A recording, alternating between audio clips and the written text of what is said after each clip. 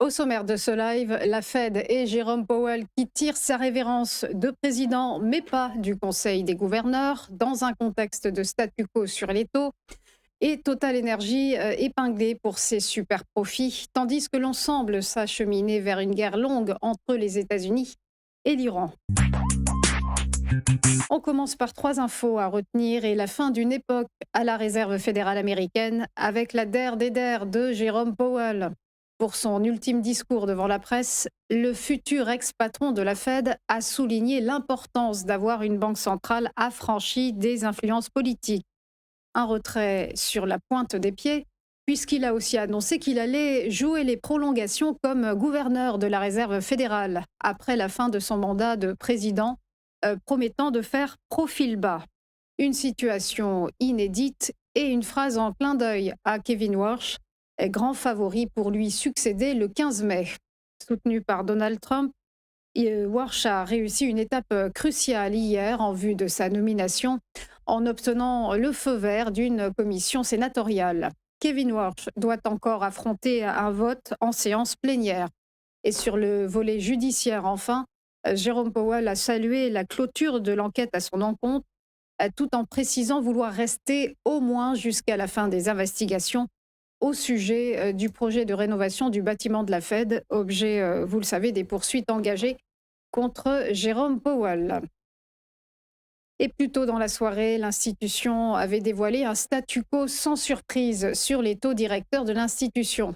Pour la troisième fois d'affilée, la Réserve fédérale américaine a donc laissé ses taux inchangés dans une fourchette entre 3,50 et 3,75 un maintien justifié par le risque de poussée inflationniste découlant de la hausse des cours pétroliers, générée évidemment par la guerre au Moyen-Orient. Dans son communiqué final, la Réserve fédérale américaine mentionne un haut niveau d'incertitude concernant les prévisions économiques et en outre, on notera un fait inhabituel, des dissensions notoires sont apparues au sein des membres. Trois responsables de la Fed ont en effet voté contre la décision de statu quo, non pas pour accélérer une détente, mais au contraire en désaveu de la formulation finale du communiqué, estimant qu'il fallait être moins ouvert à baisser les taux à l'avenir. Quatre oppositions en interne, la situation ne s'était plus présentée à la Fed depuis 1992. Et on termine avec cette question revenue avec insistance depuis hier. Faut-il taxer les super profits de Total Energy? Après l'envolée de ses bénéfices de plus 51% à 5,4 milliards de dollars, le groupe de Patrick Pouyanné se retrouve sous les projecteurs. Rarement les résultats trimestriels du géant énergétique auront autant fait preuve d'attention et de commentaires en pleine crise pétrolière.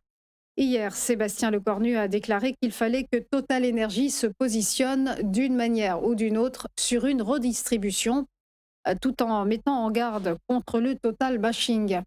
On ne s'interdit rien, a renchéri la porte-parole du gouvernement Maude Bréjon.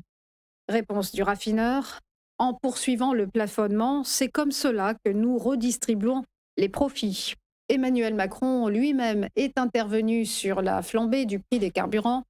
Le chef de l'État a demandé au gouvernement de réfléchir à de nouvelles réponses à la crise qui fait chuter la consommation d'essence et de gazole de manière significative.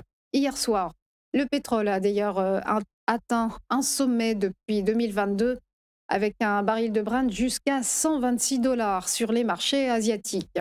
Et la situation pourrait bien perdurer alors que la guerre entre les États-Unis et l'Iran est entrée dans son troisième mois. Donald Trump a en effet rejeté la dernière proposition de Téhéran sur le détroit d'Ormuz et évoqué la possibilité d'un blocage naval de plusieurs mois dans les ports iraniens. Une option préférée à la reprise des frappes militaires.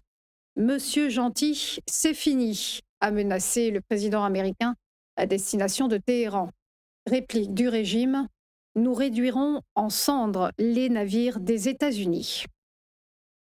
On passe au point bourse, le rappel de la clôture des marchés hier avec des places européennes plombées. Le CAC 40 a ainsi perdu moins 0,39% et se situe à 8072 points. À Francfort, le DAX a cédé moins 0,27% à 23 954 points. Chute plus conséquente à Londres, l'indice britannique s'est contracté de moins 1,16% à 10 213 points et le MIB de Milan, quant à lui, a glissé de moins 0,51%. Direction l'Espagne où l'IBEX de Madrid s'est tassé de moins 0,74%.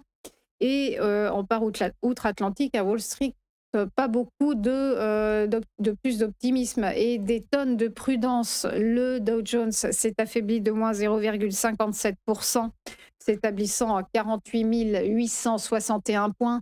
Le S&P 500 est resté proche de l'équilibre, moins 0,04% à 7 135 points, à l'instar du Nasdaq Composite, plus 0,3% à 24 673 points.